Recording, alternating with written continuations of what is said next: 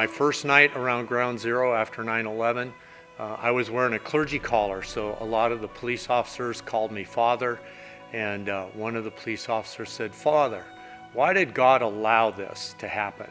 And I said, "Well, I believe God's greatest gift to mankind is our free will choice." I said, "Did you, by an act of your free will, choose to become a New York City police officer?" And he said, "Yes." I said, "By an act of your free will, would you choose to lay down your life and give your life if it would save someone else?" He said, "I do that." And I said, "Well, just as you've chosen to do that for people physically, I've chosen to do that for people spiritually. And what you can't figure out and what I can't figure out is why 9 people, by an act of their free will, chose to fly 2 airplanes into 2 buildings and kill thousands of innocent people."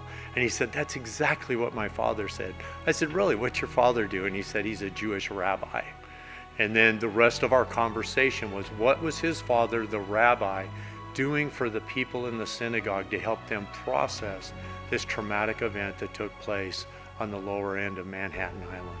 When you think of crisis and disaster, what runs through your mind? And as you're thinking about what's running through your mind, what would be your first response? My name is Jim Huey. I'm the president of the Phoenix Project USA, and the goal of our ministry is to help people who are in crisis or have been traumatized by life to find hope and healing.